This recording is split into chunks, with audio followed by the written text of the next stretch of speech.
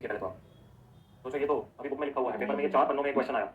बच्चा देखते ही पहले डर जाता है कि यार इतना बड़ा क्वेश्चन, इसको कैसे डील करेंगे हम लोग। तो सबसे पहले वो क्या है कि ये होता सिंपल है, ऐसा नहीं है कि मुश्किल होगा। सब कुछ वही होगा, पेज नंबर 203, 203 पेज नंबर पर, 203 पेज नंबर पर। अब इसका लेंथ देखो, ट्रायल बैलेंस दिया है फाल्गुन लिमिटेड का, ट्रायल बैलेंस का लेंथ चेक करो। फिर उसके बाद एडिशनल इन्फॉर्मेशन है, एडिशनल इन्फॉर्मेशन में भी उसने आपको 12 पॉइंटर्स एडिशनली और डाल दिए। और आगे से बोल रहा है you are required to prepare balance sheet and PNL with notes to accounts as per schedule 3। अब ये पूछा गया नवंबर 23 में, तो ये वाला जो क्वेश्चन का लेंथ है बेटा 20 मार्क्स का लेंथ है, 20 मार्क्स का क्वेश्चन है। इतना बड़ा क्वेश्चन आप लोगों के अटेम्प्ट में एक्सपेक्टेड नहीं है, क्योंकि अब क्या है, अंडर द न्यू स्कीम आपका जो मैक्सिमम मार्क्स का क्वेश्चन बन सकता है वो 14 नंबर है। तो आप ये समझ लीजिएगा कि अगर उसको पूछना रहेगा तो इतना बड़ा लेंथ अगर उसको देना है तो वो बैलेंस शीट पूछ लेगा सिर्फ, अगर इतना लंबा क्वेश्चन होगा। हाँ, बहुत कम चांसेस है कि इतना लंबा क्वेश्चन पीएनएल बैलेंस शीट दोनों पूछे, बनता ही नहीं है, इम्पॉसिबल है उसको उतने टाइम फ्रेम में सॉल्व करना। बट आप लोग अपने पास मेरे बेटे प्रैक्टिस जरूर कीजिए फुल फ्लेजेड क्वेश्चंस को भी, ठीक है। चलिए, following is the trial balance of Falgun Limited as on 31 March 2023। Debit credit आपको दे रखा है, equity share, preference share, general reserve 2010% debentures of 100 security premium, land plant machinery furniture, provision for depreciation for plant machinery and for furniture. Land पे तो कोई है ही नहीं, depreciation होता ही नहीं है। Trade receivable, trade payable, cash in hand, cash at bank, bank overdraft from nationalised bank long term secured by hypothecation of stock, 6% secured loans from state finance corporation repayable after 3 years, ये दोनों long term loans हो गए, secured by hypothecation of plant and machinery. Unclaimed dividend, unclaimed dividend क्या चीज होती है? एक होता है अनपेड डिविडेंड, जो आपने अपने लास्ट क्वेश्चन में देखा। अनपेड डिविडेंड और अनक्लेम्ड डिविडेंड में क्या फर्क है बेटा? अनपेड में ऐसा हो सकता है, एक पॉसिबिलिटी है कि आपने पे नहीं करवाया, आपने डिक्लेयर कर दिया ड्यू था, आपने पे नहीं करवाया, वो अनपेड। अनक्लेम्ड क्या है? आप तैयार हो देने के लिए, सामने वाला क्लेम करने नहीं आया। अनक्लेम्ड दोनों ही आपके लिए ओसीएल होता है, दोनों ही अदर करंट लायबिलिटी में जाता है, समझे? आगे ये देखो, लायबिलिटी साइड पे तुम्हारा क्रेडिट साइड पे लिखा है loan from director short term, adjusted purchases और क्लोजिंग स्टॉक गिवन है, स्टार मार्क करेंगे। और यहाँ पर नीचे गिवन है कैरेज इनवर्ट। कितने बच्चों को याद है जब हम आपको सीए फाउंडेशन में कॉस्ट ऑफ इन्वेंट्री पढ़ाया करते थे, इन्वेंट्री कॉस्टिंग वाला जो चैप्टर था, चैप्टर 4 पढ़ाया करते थे, वहां कॉस्ट ऑफ इन्वेंट्री में लिखते थे cost of purchase plus conversion cost plus other cost होता था। कॉस्ट ऑफ परचेज में क्या आता था? एक तो परचेज प्राइस होता था प्लस उसका फ्रेट इनवर्ट। फ्रेट इनवर्ट मतलब उस माल को तुम्हारे गोडाउन तक पहुंचाने का जो खर्चा होता था वो टोटल कॉस्ट ऑफ परचेज में गिना जाता था। कितनों को याद है ये बात? अगर भूल गए हो तो आज सीए फाउंडेशन का मॉड्यूल खोलना, इन्वेंट्री वाले चैप्टर में जाना, इन्वेंट्री वाले चैप्टर में अभी हमारे छोटे भाई बहनों को यही पढ़ा रहा हूं मैं, जो फाउंडेशन के बच्चे हैं, इन्वेंट्री वाले चैप्टर में जाकर कॉस्ट ऑफ परचेज के बारे में जाकर पढ़ना, वहां पर तुमको ये बात लिखी हुई मिल जाएगी, ये वहां पर तुमको बात लिखी हुई मिल जाएगी, समझ में? एडजस्टेड परचेजेस गिवन है और साथ में कैरेज इनवर्ट भी है, क्लोजिंग स्टॉक। बेटा जब एडजस्टेड परचेजेस गिवन है इसका मतलब क्या है? क्लोजिंग स्टॉक इसमें से मैंने ऑलरेडी माइनस कर लिया है, तो क्या मैं टोटल परचेज निकाल सकता हूं? अगर कोई मुझे बोले टोटल परचेज निकाल कर तो परचेज वैल्यू, तो कितना होगा मेरे बेटे? एडजस्टेड परचेज प्लस जो मैंने क्लोजिंग स्टॉक उसमें से निकाल दिया था, प्लस जो मेरा कैरेज इनवर्ट का नंबर है 17,200, बोलिए ये बनेगा मेरा टोटल परचेज। इसको ऐड कर लीजिए, 3,54,200, 354,200। चलिए बेटा, आगे सेल्स का नंबर है, मिसलेनियस एक्सपेंसेस हैं, सेलिंग डिस्ट्रीब्यूशन के खर्चे हैं, डेप्रिसिएशन स्टार मार्क करिए। कौन सा बच्चा जर्नल एंट्री बताएगा अगर डेप्रिसिएशन और प्रोविजन फॉर डेप्रिसिएशन दोनों आ रहे हैं ट्रायल बैलेंस में? अगर डेप्रिसिएशन प्रोविजन फॉर डेप्रिसिएशन दोनों आ रहे हैं ट्रायल बैलेंस में, इसका मतलब क्या है? इसका मतलब ये होता है दैट जो जर्नल एंट्री है depreciation account debit to provision for depreciation for this period वो ऑलरेडी पास हो चुकी है, वो ऑलरेडी पास हो चुकी है, इस पीरियड में डेप्रिसिएशन ऑलरेडी रिकॉर्ड किया जा चुका है। डेप्रिसिएशन का जब डेबिट आपको बैलेंस यहाँ पर दिख रहा है, इसका मतलब है डेप्रिसिएशन का एक्सपेंस डल चुका है, समझे? दोबारा ऐड नहीं करना। सैलरी, डायरेक्टर्स का फीस, डायरेक्टर्स का फीस पे स्टार मार्क करिए और इस टैग लिख दीजिए, ये भी अदर एक्सपेंसेस का ही पार्ट होता है, इसको एम्प्लॉय बेनिफिट में मत डालना, डायरेक्टर्स की फीस को अलग से डिस्क्लोज करना होता है, अदर एक्सपेंसेस में अलग से दिखाते हैं। ट्रैवलिंग एक्सपेंसेस आ गया 50,000 for foreign tours, PNL account का balance, office expenses, rent received. आगे एडिशनल इन्फॉर्मेशन देखिए, authorised capital is divided into 20,000 equity shares of 100 each and 10,000 10% preference shares of 100 each, ये मेरा ऑथराइज्ड कैपिटल है। Equity shares include 2500 equity shares that are issued for consideration other than cash. में equity share पे गया, मैंने बिंदु लगा दिया, मुझे कुछ डिस्क्लोजर करना है। Company has land professionally valued and decides to include it in the balance sheet at its valuation of 8,50,000। अब करंटली मेरा जो लैंड है वो आ रहा है 7 लाख का, रीवैल्यूएशन अपवर्ड है, क्वेश्चन करवा दिया है तुमको, लैंड टू रीवैल्यूएशन रिजल्ट का एंट्री पास होता है, बिंदु लगा दीजिए। 1,50,000 1,50,000 से मैं रीवैल्यूएशन अपवर्ड कर रहा हूं। आगे बोल रहा है it is proposed to capitalise part of undistributed profit by making bonus issue to the share holders by allocating 1 equity share of 100 each for every 5 share held. इस पर जरा डबल स्टार मार्क करिए। यहाँ पर अभी मैं आपके साथ डिस्कशन करूंगा कि इंस्टीट्यूट ने अपना जब सजेस्टेड रिलीज किया तो क्या बोला इसके बारे में। अब ये पर आगे मूव करते हैं।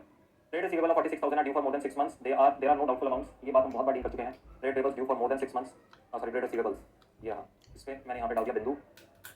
Depreciation expense includes depreciation of 1,10,000 on plant and machinery and 70,000 on furniture. अब देखो उसने जो 180 ऊपर दिया था ना, उसका बैकअप उसने यहाँ पे दिया नीचे आके। डेप्रिसिएशन टोटल में बोल दिया था उसने, अलग अलग नहीं बताया था प्लांट का कितना और फर्नीचर का कितना, उसने नीचे बताया इसका बैकअप है 1,10,000 और 70,000। इसकी जरूरत नहीं है, इसने बता दिया है, ठीक है, मैंने करना जरूरत नहीं है। पॉइंट नंबर 6, कोई अलग से कुछ नहीं बता रहा। Cash at bank include 55,000 from Desire bank which is not a scheduled bank, ये रहा कैश एट बैंक। आगे बोल रहा है miscellaneous expenses include 5,000 in audit fees paid to auditors, जो मेरे मिसलेनियस एक्सपेंसेस हैं उसमें 5,000 पे ऑडिट की फीस आ रही है, तो यहाँ पर मिसलेनियस खर्चों को पकड़िए, ये रहा। आगे अपने पास कह रहा है bills receivable for 35,000 maturing on 31 July has been discounted. Again ये बिल्स रिसीवेबल वाली वही बात आ गई, डिस्काउंटेड बिल्स की कंटिंजेंट लायबिलिटी। अब देखो ये इतना फुल फ्लेजेड क्वेश्चन इंस्टीट्यूट ने बना के डाल दिया, यहाँ उन्होंने हर एक एडजस्टमेंट पूछ लिया जो नवंबर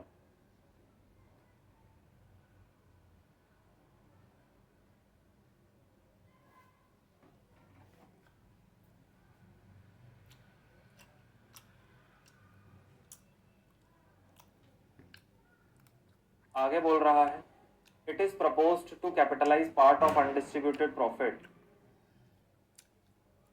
bye making bonus issue to the share holder by allocating 1 equity share of 100 each for every 5 share held. इस पर जरा डबल स्टार मार्क करिए।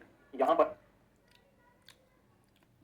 अभी मैं आपके साथ डिस्कशन करूंगा कि इंस्टीट्यूट ने अपना जब सजेस्टेड रिलीज किया तो क्या बोला इसके बारे में। अब ये बार आगे मूव करते हैं। Trade receivable of 46,000 are due for more than 6 months. There are no doubtful amounts. ये बात हम बहुत बार डील कर चुके हैं। Trade payables due for more than 6 months. Sorry, trade receivables ये रहा। इस पे मैंने यहाँ पे डाल दिया बिंदु। Depreciation expense includes depreciation of 1,10,000 on plant and machinery and 70,000 on furniture. अब देखो उसने जो 180 ऊपर दिया था ना, उसका ब्रेकअप उसने यहाँ पे दिया नीचे आके। डेप्रिसिएशन टोटल में बोल दिया था उसने, अलग अलग नहीं बताया था प्लांट का कितना और फर्नीचर का कितना। उसने नीचे बताया इसका ब्रेकअप है 1,10,000 और 70,000। इसकी जरूरत नहीं है, इसने बता दिया है, ठीक है, मैंने कोई जरूरत नहीं है। पॉइंट नंबर 6 कोई अलग से कुछ नहीं बता रहा। Cash at bank include 55,000 from Desire bank which is not a scheduled bank. ये रहा कैश एट बैंक। आगे बोल रहा है miscellaneous expenses include 5,000 in audit fees paid to auditors. जो मेरे मिसलेनियस एक्सपेंसेस हैं उसमें 5,000 रुपये ऑडिट की फीस आ रही है, तो यहाँ पर मिसलेनियस खर्चों को पकड़िए। ये रहा। आगे अपने पास ये रहा है bills receivable for 35,000 maturing on 31 July has been discounted. Again ये बिल्स रिसीवेबल वाली वही बात आ गई, डिस्काउंटेड बिल्स की कंटिंजेंट लायबिलिटी। अब देखो ये इतना फुल फ्लेजेड क्वेश्चन इंस्टीट्यूट ने बना के डाल दिया कि यहाँ उन्होंने हर एक एडजस्टमेंट पूछ लिया। जो नवंबर 23 के बच्चे थे हर एक एडजस्टमेंट पूछ लिया। बेटा आके बोलो बहुत, मतलब जो बैच था उन्होंने यहाँ के बहुत आंसू बहाए थे कि सब बहुत लेंथी पेपर था। पेपर ईजी था बट बहुत लेंथी था नवंबर 23 वाले जब आए। और देखिए आए क्वेश्चन देख के, balance of unsecured loan from state finance corporation is inclusive of 36,000 interest accrued but not due. अभी सारे देखो उसके एडजस्टमेंट वही है। कहाँ गया ये रहा स्टेट फाइनेंस कॉर्पोरेशन वाली बात, इस पे भी बिंदु लगा दिया। 36,000 का इंटरेस्ट है। Directors declared the final dividend of 8% on 6th of April, transferring any amount that may be required from general reserve. Dividend declared है after the reporting date है, इसको नोट्स में बताएंगे, अलग से इसका कोई लायबिलिटी नहीं बनाना। 6 अप्रैल को डिविडेंड डिक्लेयर किया है। Interest on debenture for the year is outstanding on 31 मार्च। अब डिबेंचर्स यहाँ पर गिवन थे और अगर तुम क्वेश्चन जाकर देखोगे तो उन्होंने इंटरेस्ट नहीं बताया, इंटरेस्ट ऑन डिबेंचर। अब ये तो बताओ एग्जामिनर का जो उसने इतनी सारी चीज़ों में इंटरेस्ट ऑन डिबेंचर के बारे में लिख दिया, वरना जनरल साइकिल रहती है, इतनी सारी चीज़ें हैं, वैसे ही कुछ ना कुछ स्किप हो जाता है। अगर उसने रिटर्न रखा होता तो शायद कई बच्चे इंटरेस्ट ऑन डिबेंचर को स्किप कर जाते, बट उसने बोल दिया ये आउटस्टैंडिंग है। आगे बोल रहा है you are required to prepare balance sheet on 31 March and statement of PNL for the year ended on 31 March as per schedule 3। Ignore previous year figures, ignore taxation, all working should form part of your answer. बेटा PNL भी बनाना है, balance sheet भी बनानी है, तो अच्छा खासा बड़ा क्वेश्चन है। आइए शुरू करते हैं। कोशिश करिए आप जब मैं फॉर्मेट बना रहा हूँ आप स्क्रीन मत देखिए, आप खुद जज करिए, अपने हाथ में किताब को पकड़िए और फॉर्मेट खुद बनाने की कोशिश करिए।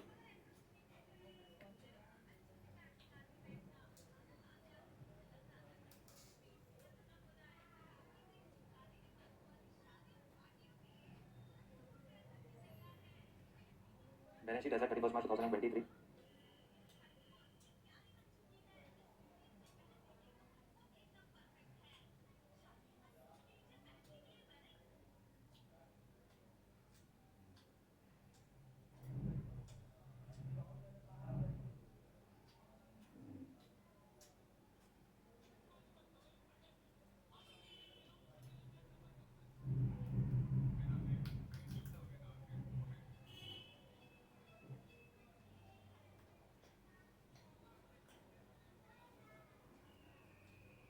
Shareholders fund, share capital, reserve and surplus. अगला पॉइंट आ रहा है नॉन करंट लायबिलिटी।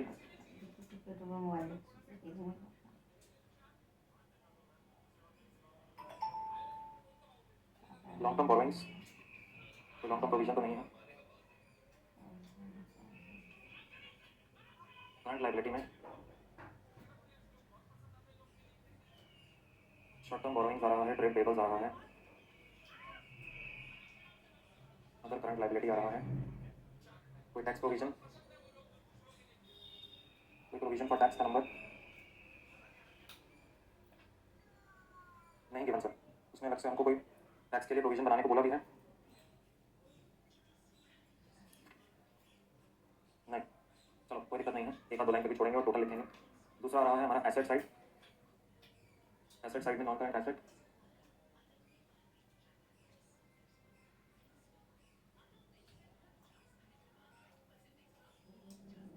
इसमें आ रहा है प्रॉपर्टी प्लांट एंड इक्विपमेंट, कोई इन्वेस्टमेंट्स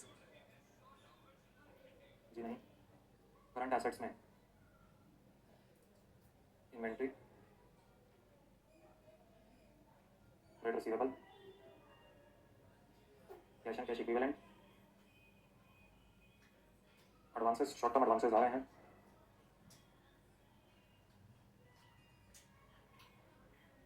नहीं, टोटल। इसके बाद हमारे पास हमारा फॉर्मेट बनेगा हमारे पीएनएल का।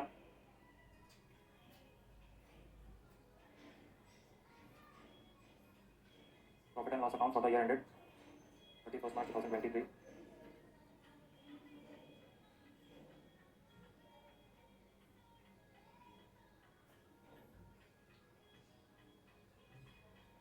Particulars, note number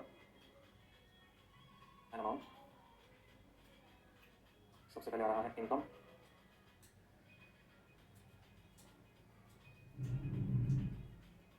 इनकम में आ रहा है revenue from operations, other income, total expense में आ रहा है कॉस्ट ऑफ मटेरियल कंज्यूम नहीं है, purchase of stock in trade आ रहा है,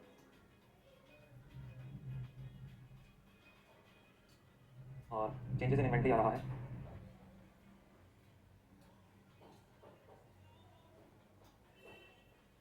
इसके अलावा आपके पास आ रहा है employee benefit expenses, finance cost, depreciation and amortisation,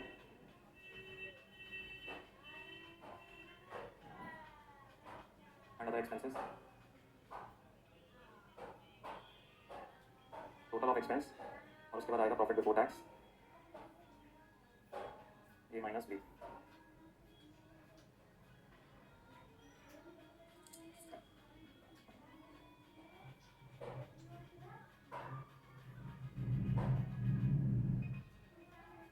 लिख लीजिए,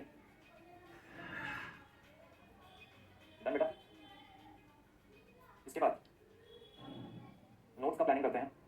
शेयर कैपिटल के लिए बनेगा ही बनेगा, रिजर्व के लिए बनेगा, लॉन्ग टर्म के लिए बनेगा, शॉर्ट टर्म बोरिंग में भी लोन फ्रॉम डायरेक्टर आ रहा है, और इसमें से इसके लिए भी बनाओ। चलो एक ट्रेड पेबल का नंबर डायरेक्टली लिख सकते हैं, 72,000 आ रहा है। OCL के लिए बनेगा, PPE के लिए बनेगा, इन्वेंट्री,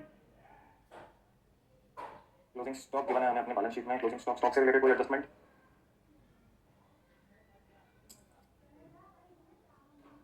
जी नहीं सर, तो सीधा क्लोजिंग स्टॉक का नंबर डाल दो, 1,12,000।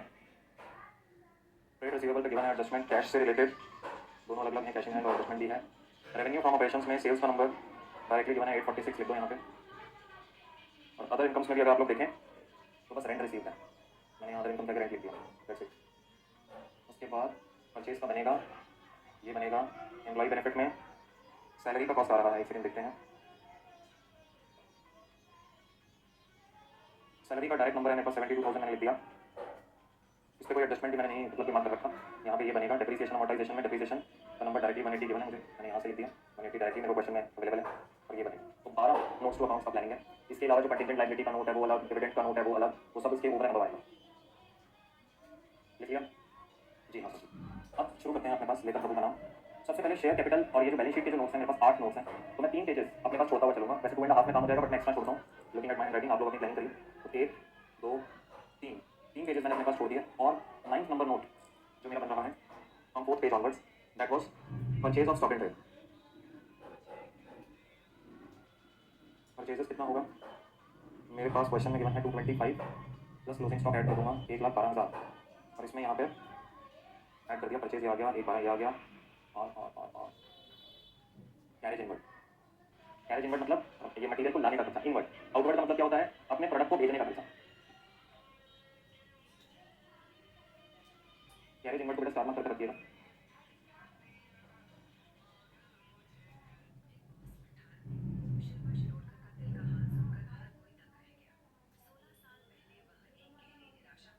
Changes in inventory, opening stock आप लोगों को दिया नहीं है ना, ओपनिंग स्टॉक का कोई इन्फॉर्मेशन है, सिर्फ क्लोजिंग स्टॉक का नंबर अवेलेबल है, opening minus closing stock.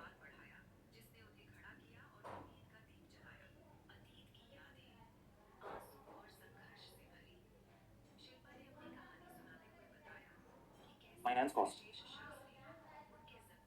Interest on debentures,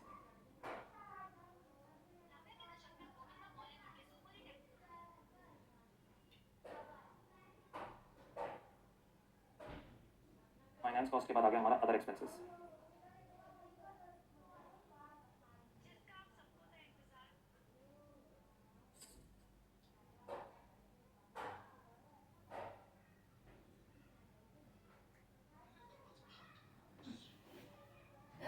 other expenses में आ रहा है मिसलेनियस एक्सपेंसेस। मिसलेनियस एक्सपेंसेस में उसने कहा था कि 5,000 रुपये का ऑडिट फीस इंक्लूडेड है।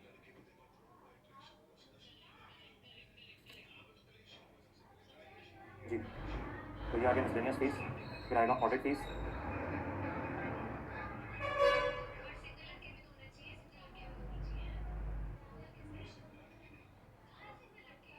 Selling and distribution expenses 46,600, director की fees,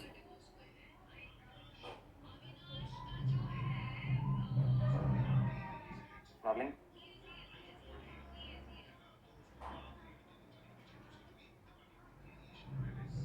office expenses,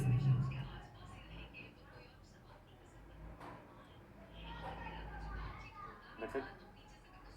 5200 plus 5,000 plus 46,600 plus 40,000 plus 130 plus 98. This comes out to be 254,800. Complete करिए बेटा.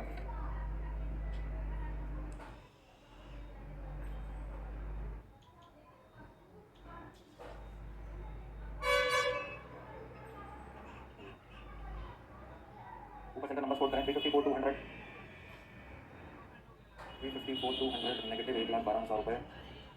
फाइनेंस कॉस्ट आ रहा है 20,000 और ये आ रहा है 254,800 का नंबर. सम टोटल करिए इनकम और एक्सपेंस का.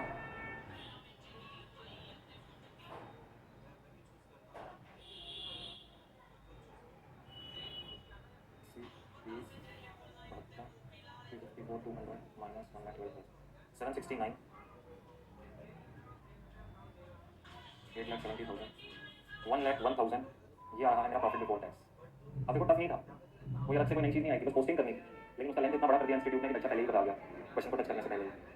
1,01,000 मेरा पीएनएल में फाइनल प्रॉफिट बिफोर टैक्स निकल कर आया. डन. अब चलते हैं बैलेंस शीट पे. Share capital, reserve surplus, long term borrowing, short term borrowing, other current liability. सबसे पहले देखिएगा जरा शेयर कैपिटल.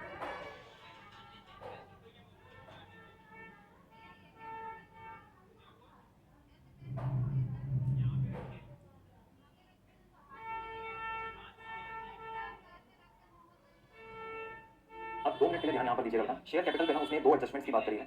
शेयर कैपिटल में उसने 2 एडजस्टमेंट्स की बात करी है. पहला, एक तो उसने जब आपको कैपिटल दिया उसने कहा 10 लाख का कैपिटल है, इक्विटी और 4 लाख का प्रेफरेंस पड़ा है, नीचे जाके उसने उसका ऑथराइज्ड कैपिटल आपको बता दिया. तो बेसिक है. पहला उसने जो बोला एडजस्टमेंट को बोला कि 2500 equity shares are issued for consideration other than cash. ये था पहला एडजस्टमेंट जहां मुझे डिस्क्लोजर देना है, they are issued for consideration other than cash. दूसरा एडजस्टमेंट यहाँ पर पॉइंटर नंबर 4 में लिखा गया था, जहां लिखा गया था it is propose to capitalise part of the undistributed profits by making bonus issue. अब यहाँ पर आपके मेरे फर्स्ट थॉट्स क्या होंगे? बोनस इशू हो रहा है सर जी, यहाँ पर बोनस इशू का एंट्री क्या होता है? Security premium, capital redemption reserve या free reserve to bonus to share holder and then bonus to share holder to share capital. यही हमारा फर्स्ट रिएक्शन होता है. लेकिन यहाँ इंस्टीट्यूट ने, अब मैं उस चीज़ के साथ मतलब इतना ज़्यादा टैली नहीं करता इंस्टीट्यूट ने जो नोट यहाँ पर दिया सजेस्टेड में, विच इज नॉट मेरे हिसाब से वो इनकरेक्ट है. बट इंस्टीट्यूट ने यहाँ पहले क्या बोला वो सुनो. इंस्टीट्यूट ने कहा, हमने लिखा था it is proposed to capitalise the part of undistributed profits. Institute ने कहा, हमने तो यहाँ लिखा है it is proposed, it is not yet finalised. Institute ने कहा इट इज नॉट फाइनलाइज्ड. हमने ये नहीं लिखा that the company is making a bonus issue. हमने ऐसा नहीं लिखा, हमने कहा इट इज प्रपोज्ड. तो ये तो प्रपोजल स्टेज में था, no entry was required. Institute ने ये नोट डाल दिया जब उन्होंने इसका सजेस्टेड रिलीज किया. उन्होंने कहा हमने तो यहाँ लिखा है इट इज प्रपोज्ड. अब ये आइडिया गलत है. आप यहाँ पर क्या चल रहा है? ये वर्ड प्ले चल रहा है. आप बच्चे से एडजस्टमेंट पूछिए, नहीं पूछनी मत पूछिए, या उसको इंग्लिश में क्यों घुमा रहे हो? प्रपोज्ड, फाइनलाइज्ड, ये और ये चीज़ एक और आपको बात बता दूं, इंस्टीट्यूट के अपने ही मॉड्यूल के साथ टैली नहीं कर रही. हमने अभी प्रैक्टिकल क्वेश्चन नंबर 10 किया था. प्रैक्टिकल क्वेश्चन नंबर 10 किया था. यहाँ पर उन्होंने एक लाइन लिखी थी, ये देखिए point number 10, practical question 10 point number 10 पढ़िए. यहाँ क्या लिखा है इंस्टीट्यूट ने? Transfer of 35,000 to general reserve has been proposed by board of directors. अब फिर इंस्टीट्यूट ने प्रपोज डाला यहाँ पर. अच्छा, जब तुमने फिर प्रपोज लिखा तो कोई पूछो जरा कि फिर सर जी आपने जब इसका सजेस्टेड रिलीज किया तो आपने फिर प्रपोजल का एडजस्टमेंट क्यों दिया? फिर आप ही बोलते हैं तो प्रपोजल स्टेज है, अभी जो फाइनलाइजेशन होगा तो सोचेंगे. अरे भाई प्रपोज का मतलब यही है कि अभी करना है. बोर्ड ऑफ डायरेक्टर्स ने प्रपोज किया है, इसका मतलब ये होना है. समझे? बोर्ड प्रपोज कर रहा है कि बोनस इशू करो तो बोनस इशू होना है. लेकिन इंस्टीट्यूट ने थोड़ी सी मामलों के साथ यहाँ पर बदलाव किया. अब सब क्या कर सकते हैं? जहाँ पॉजिटिव होगा वहाँ हम आपको पॉजिटिव बोलेंगे, जहाँ कोई अगर नेगेटिव चीज दिखेगी तो वहाँ आपको नेगेटिव बताएंगे. अब बच्चा यहाँ पर सबसे बड़ा सवाल ये पूछता है, सर मैं एग्जाम में क्या करूँ? उसका मेन क्वेश्चन यही है, मैं एग्जाम में क्या करूँ? इंस्टीट्यूट ने तो ये प्रपोजल वाली बात लिखकर मेरे को कंफ्यूज कर दिया. आपका कहना बिल्कुल सही है.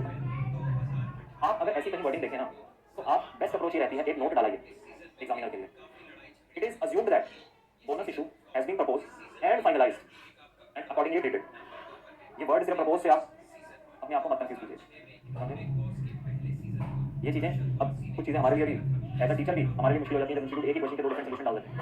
क्योंकि उन्होंने अपनी तरफ से सोल्यूशन दे दिया, एक्सप्लेन हमें करना है स्टूडेंट को कि भैया इसका क्या मतलब है, इसका क्या मतलब है, क्यों किया ऐसा उन्होंने. अभी देखो यहाँ पे इन्होंने अपना नोट डाल दिया. हम लोगों को अपना नोट रहेगा तो हम अपना डालने कह रहे हैं. सिर्फ bonus issue in the proposal state no adjustment has been made in the given answer. चलो जी काम खत्म. तो इसी एक एडजस्टमेंट के लिए मैं आपको कहूँगा थोड़ा केयरफुल रहिएगा। प्रपोजल शब्द के लिए थोड़ा केयरफुल रहिएगा एग्जाम में जहाँ लिखा हो। आप अपना असम्पशन डालिएगा कि मैं यहाँ पर इसको क्या एज्यूम कर रहा हूँ। तो मैंने 2 एडजस्टमेंट दिए थे, लेकिन उसमें से एक ही को उन्होंने प्रोवाइड किया, दूसरे के लिए बोला कि it is the proposal stage hence not adjusted. अभी के लिए क्लास पर्पस के लिए हम वैसे ही चलेंगे, लेकिन एग्जाम में जाकर आप लोग अपने पास अगर इसका अदरवाइज भी ट्रीटमेंट करें तो आप जरूर वहाँ लिख दीजिए। तो ये प्रपोजल जहाँ लिखा है तभी डबल स्टार लिखा है, कहीं अपने पास लिख लेना इसका कंपैरिजन प्रैक्टिकल क्वेश्चन नंबर 10 से, और साथ में लिख लेना right your assumption in exam. अगर ये प्रपोजल शब्द देखने को मिलता है राइट योर असम्पशन, आप क्या अज्यूम कर रहे हैं, जनरल रिजर्व वगैरह के लिए हो तो ट्रांसफर कर देना। ये बोनस इशू टाइप अगर दोबारा आपके पेपर में भी आपको देखने को मिल जाए तो इसी के साथ आगे प्रोसीड करना कि bonus issue in the proposal stage hence no adjustment. General reserve usually वो ऐसे ही देगा कि प्रपोज प्रपोज प्रपोज तो ट्रीटमेंट कर देना, जनरल रिजर्व वाला ट्रीटमेंट मत रोकना। ये लिखकर दिए थे इन द प्रपोजल स्टेज वो मत लिखना, वो इंस्टीट्यूट वही है डिफरेंट ट्रीटमेंट है, लेकिन कुछ चीजें हमको याद रखनी पड़ती, एक दो बातें याद रखनी पड़ती। हम नहीं भी चाहें ना किसी चीज का रट्टा मारना, बट एक दो चीजें हमको फिर भी आपको कहनी पड़ेंगी, एक दो चीजें आप याद रखिएगा। तो इनको कहीं लिख लीजिए, समझे बात को, समझे बात। जनरल रिजर्व के लिए प्रपोज लिखा हो, ये बात लिख लो बेटा अपने पास अपने बुक में। ये ट्रीटमेंट अगर बोनस इशू टाइप कोई चीज आ जाती है और प्रपोज लिखा हो तो नोट डालना अपने असम्पशन पर, नोट फॉर असम्पशन। तो अगर अपना नोट लिखा आएगा तो फिर हमको 100% चैलेंज कर सकते हैं वर्डिंग के ऊपर। इसका इंस्टीट्यूट से वर्ड प्ले कर रहा है, फिर हम चैलेंज कर पाएंगे कि बोनस इशू का प्रपोज लिखा था बच्चे ने, उसको काउंटर करते हुए लिखा कि मैं जूम कर रहा हूँ, इट इज बीइंग फाइनलाइज्ड। तो बोर्ड ने उसको कर ही दिया प्रपोज, तो हम उसको आगे असम्पशन के थ्रू बोल सकते हैं, समझे। अभी के लिए हम बोनस इशू का ट्रीटमेंट नहीं ले रहे अपनी शेयर करते जी।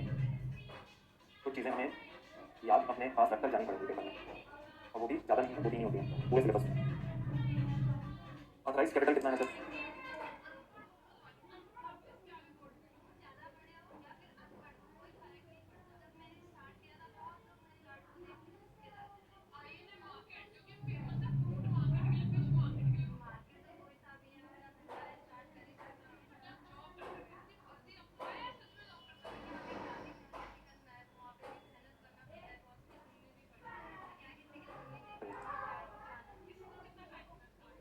इशू कैपिटल में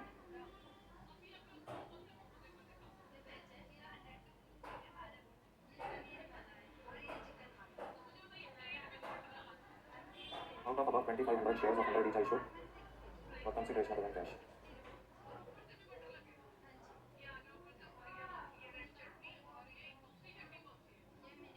They are issued for consideration other than cash. And 10%, ये कितने होंगे? 4000, 10% preference share of 100 each.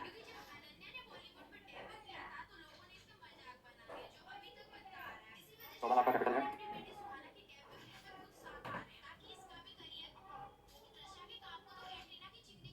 Reserve and surplus में अब जनरल रिजर्व का बैलेंस गिवन है, कोई बोनस इशू, कोई ट्रांसफर टू जनरल रिजर्व, कोई भी चीज़ एक बार चेक कर लीजिए। जी नहीं सर, जनरल रिजर्व में आ रहा है 285, सिक्योरिटी प्रीमियम में बैलेंस बैठा है 50, रीवैल्यूएशन रिजर्व में बैलेंस बैठेगा 150, लैंड का रीवैल्यूएशन हो रहा है ना, land is revalued at 8,50,000 right? Yes sir.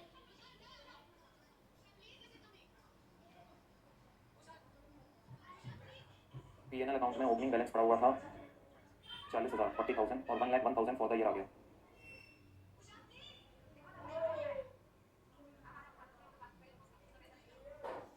$285 + 50 + 150 + 141 626। इन दोनों पॉइंटर्स को पहले ऊपर लिखिए, 14 lakh and 626।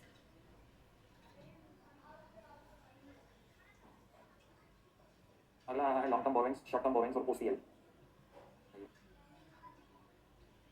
Long term borrowings, long term borrowings में आ रहे हैं 2000, 10% डिबेंचर्स ऑफ 100 ईच,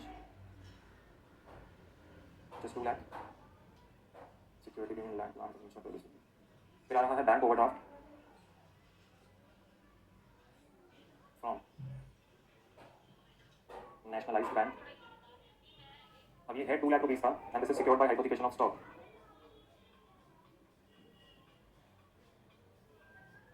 इस बैंक बॉडी में से हमें बताया गया था एक एडिशनल नॉलेज के बारे में, यहाँ पर एडिशनल इन्फॉर्मेशन के बारे में चेक करिए जाके। ठीक है, इसके बारे में नहीं है सर, वो है स्टेट फाइनेंस कॉर्पोरेशन वाले। ये तो पूरा आ जाएगा। बैंक बॉडी कितने का है फिर? 2 लाख रुपए का।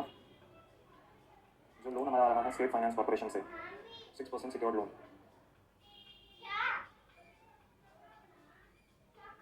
6% secured loan, secured by hypothecation of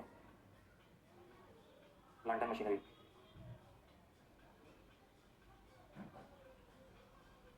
450 - 36,000, 1,00,000 -36,000,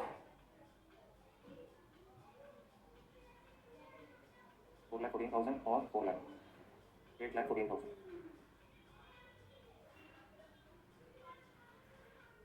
इसके बाद जाएगा short term borrowings.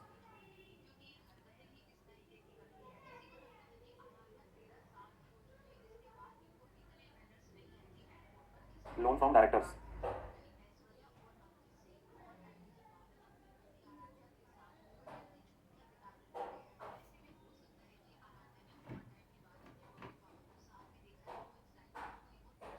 Loan from directors ये आ रहा है शॉर्ट टर्म बोरोइंग में, तो ये दोनों ऊपर जाके लिखेंगे 814 एंड 1 लाख,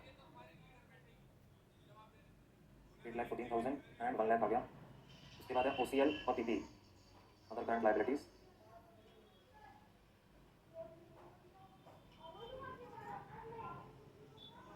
ये कर रहा है interest approved on 6% secured loan of 36,000,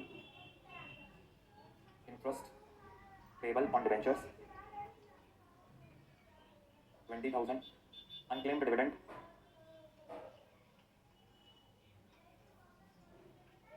23,000। इसके अलावा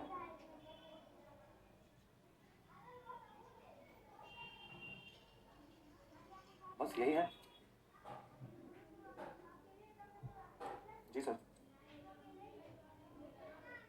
36 + 20 56 + 23 79। अदर करंट लाइबिलिटीज के बाद आ रहा है property plant and equipment,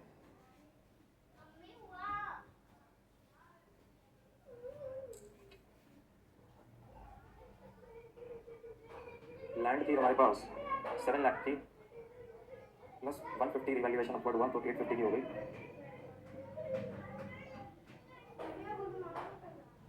plant and machinery में से माइनस करेंगे प्रोविजन फॉर डिप्रिसिएशन,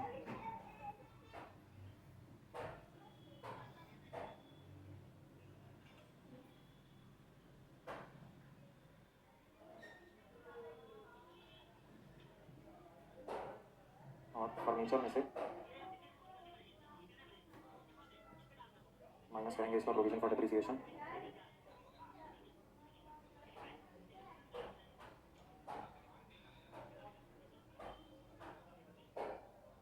तो 10 11 70 8 50 22 लाख 30 हज़ार। इसके बाद चलिए पहले इतना ऊपर लिख के आते हैं। OCL 79,000 और 2230।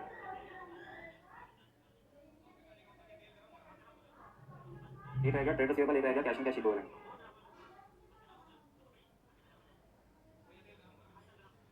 ट्रेड रिसीवेबल पे क्वेश्चन में लिखा था 46,000 due for more than 6 months, due for more than 6 months 46,000, और वैसे थे 3,10,000 रुपये के टोटल। तो आ रहा है 10 3 10 और 6 264 आ रहा है कैश एंड कैश इक्विवेलेंट। इसमें आ रहा है cash in hand 134 and cash at bank में, कैश एट बैंक पे schedule bank and others, others का नंबर उसने दिया है 55,000, कैश एट बैंक का नंबर है 3,05,000, तो यानी 2,50,000 के ऐसे हैं जो शेड्यूल बैंक के पास है। 3 5 + 134 439 439। अभी जो एक्स्ट्रा स्पेस बचा है बेटा यहाँ से हमारे नोट नंबर 9 तक, इसमें आपने एक single use straight line draw करनी है बस, इससे ज़्यादा कुछ नहीं लिखना। एग्जामिनर अपने आप समझ जाएगा कि आपने स्पेसिंग थोड़ा सा एक्स्ट्रा बच गया, नॉट एन इशू, कोई नंबर नहीं कटते इस बात पे। चलिए 439 और 310 ऊपर लिखते हैं। बेटा टोटल मैच करिए, बैलेंस शीट मैच हो रही है कि नहीं हो रही।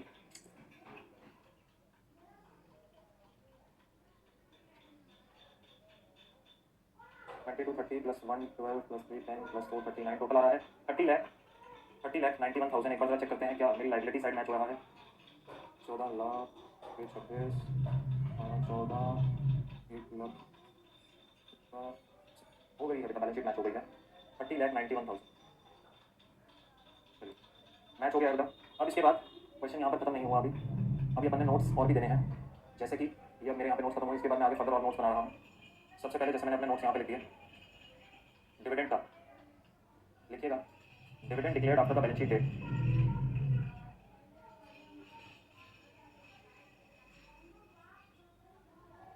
but before approval of financial statements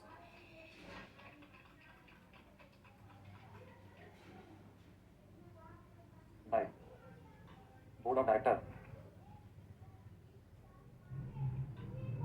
would not be recorded as liability as per AS4. It would be disclosed by way of note as follows.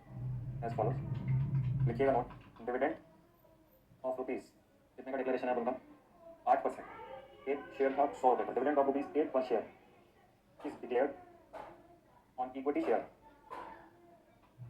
Of rupees 100 each, full stop. Second note डालेंगे अपने पास, bonus issue is in proposal stage, hence no adjustment given. और contingent liability के लिए मैं आप लोगों को सजेस्ट करूंगा, अगर आपकी बैलेंस शीट के नीचे है जगह तो वहीं पर अपने पास बैलेंस शीट के पास डिस्क्लोज कर दीजिए कंटिंजेंट लाइबिलिटी को। यहीं पर जैसे बैलेंस शीट के नीचे अगर आपके पास स्पेस है, वेल एंड गुड, नहीं होती है तो नोट नंबर 13 बना के लिख देना। बैलेंस शीट के नीचे जगह नहीं है, देखो पीएनएल के नीचे जगह है क्या है, वेल एंड गुड, नहीं है कोई दिक्कत नहीं है, परेशानी नहीं लेनी आप लोगों ने इन चीज़ों को लेकर, आपने नोट नंबर 13 बना देना है आगे जाकर। अभी मेरे पास जगह है तो मैं यहाँ पर इस चीज़ को मेंशन कर रहा हूँ, कंटिंजेंट लाइबिलिटी वाली बात, ठीक होगी मेरे पास, मैंने यहाँ पे ये नोट दे दिया, कंटिंजेंट लाइबिलिटी और रुपीज़ कितना है 35,000 relates to bill discounted with bank, bills discounted with bank and maturing on 31st July 20। ठीक है, यहाँ पर जाके आपका ये 20 नंबर का क्वेश्चन जो पेपर में आया था वो खत्म हुआ है।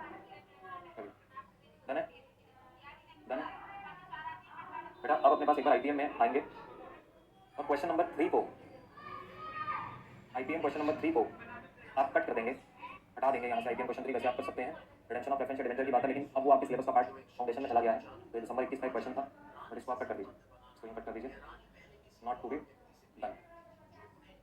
ठीक है, question number 3 IPM not to be done, इसको छोड़ बाकी सारे क्वेश्चन कर सकते हैं आईपीएम में से।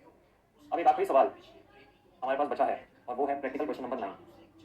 बहुत ही बढ़िया सवाल है, अच्छी नॉलेज देकर जाएगा आप लोगों को, good question, very very good question, given on page number 11.55।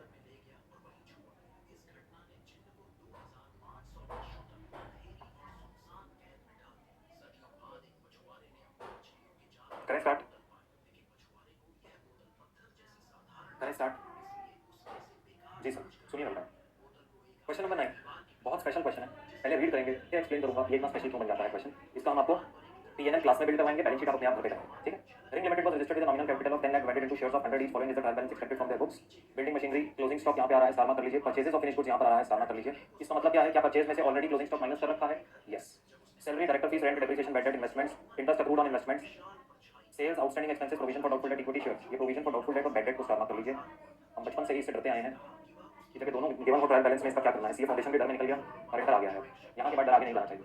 Opening provision given था, equity capital reserve, PNL, creditors, provision for depreciation, आगे डेबिट साइड पे debenture interest, advance tax, star mark कर लीजिए। सन्ड्री एक्सपेंसेस, डेटर्स, बैंक और credit side पे debentures, interest on debenture, interest on debenture accrued but not due, accrued but not due, interest on investments and unclaimed dividend, ठीक है। ये जो interest on debenture है इसको स्टार मार्क करिए, interest on investments को star mark करिए, debit side पे डिवेंचर इंटरेस्ट आ रहा है उसको स्टार मार्क करिए, और इसके ऊपर इंटरेस्ट अक्रूड ऑन इन्वेस्टमेंट आ रहा है इसको स्टार मार्क करिए। 4 लाइन आइटम्स हैं जिनको मैं येलो कर रहा हूँ इस टाइम पे, 4 लाइन आइटम्स हैं जिसको हमने अभी येलो किया है। पहले तो इन चारों को समझ लीजिए, इनका मतलब क्या है। Sir debenture interest debit side पे लिखने का मतलब क्या होता है, एंट्री क्या हुआ होगा, debenture interest account debit to debenture, ये इंटरेस्ट पेबल अकाउंट, बोलिए बेटा 56,000, 56,000, 56,000।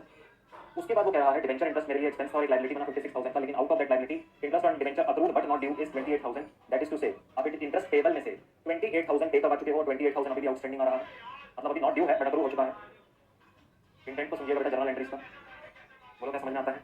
एक्सपेंस गला 56 का, लायबिलिटी भी 56 की, बट 28 तुमने पे करा दिया, इसलिए 28 अभी भी क्रेडिट बैलेंस की तरह मेरे बुक्स में लिखा है, बोलो हाँ, बात आती है समझ में। आगे सुनो, इंटरेस्ट ऑन इन्वेस्टमेंट्स, तुम्हारे पास interest on investment credit side पे लिखा है, क्रेडिट और incomes and gains, journal entry क्या हुआ होगा इन्वेस्टमेंट के लिए, तुमने अपने पास interest accrued to interest on investment record किया होगा, ये 24,000 रुपये का तुमने अपने पास रिकॉर्डिंग किया होगा।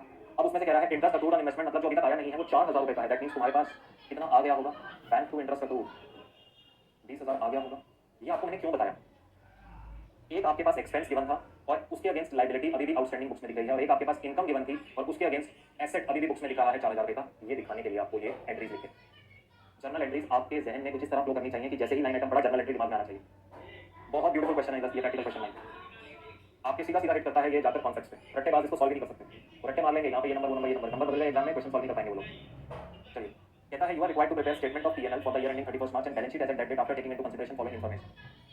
After taking into consideration following information double star mark करिए। Closing stock is more than opening stock by 1,60,000। Provide provision for doubtful debt 4% on debtors and make a provision for income tax 30%. Depreciation expense included depreciation of 16,000 on building and 24,000 on machinery. यहाँ पर depreciation का देखो खर्चा आ रहा है, जैसा अभी हम IBM क्वेश्चन 1 कर रहे थे। IBM question 1 actually is a merger of 9 and 10, 9 और 10 को मिला के एक क्वेश्चन उन्होंने IBM 1 बनाया था। ये देखो depreciation दिख रहा है और provision for depreciation भी दिख रहा है। नॉलेज याद आती है, that means journal entry of depreciation to provision for depreciation is already being passed। याद आता है, बहुत बढ़िया। उसने उसका ब्रेकअप दिया 40,000 रुपये का 16 और 24। Directors declared dividend of this and transfer to reserve of this. उन्होंने अपना डिविडेंड डिक्लेयर किया 2 अप्रैल को, ट्रांसफर टू रिजर्व इज 10%। अब ये उन्होंने 2 अप्रैल को नहीं किया ट्रांसफर, ये हम मानेंगे ड्यूरिंग द ईयर उन्होंने डिसाइड कर लिया था 31 मार्च को। डिविडेंड डिक्लेरेशन के लिए उन्होंने बोला है कि वो 2 अप्रैल पर हो रहा है, समझे क्या? डिविडेंड डिक्लेरेशन के लिए उन्होंने बोला है कि वो 2 अप्रैल पर हो रहा है। Bill discounted but not yet matured is 20,000। ये कंटिजेंट लायबिलिटी आ गई, डिविडेंड का भी नोट आ जाएगा सिर्फ।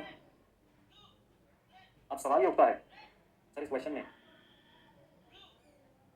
परचेज का वैल्यू कितना है, ग्रॉस परचेज कितना है?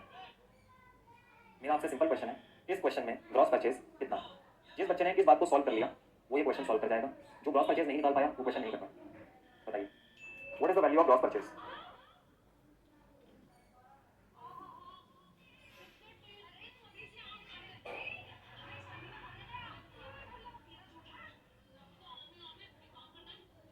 नोबडी? कोई भी ग्रॉस परचेज का वैल्यू नहीं निकाल पा रहा है सिंपल कैलकुलेटर पे एडिशन करके? कोई हमें मान लेते हैं कि बच्चों को सिंपल एडिशन में इशू आने लगे, वो 420 प्लस 180 नहीं कर पा रहे, नहीं कर पा रहे, छोड़ो कोई दिक्कत नहीं। सर क्लास आपके लिए लगी है, बच्चों के लिए थोड़ी ना लगी है। आपने प्रैक्टिस करने हैं क्वेश्चन, बच्चे थोड़ी प्रैक्टिस करने आते हैं क्लास में। ये करने में क्या दिक्कत थी?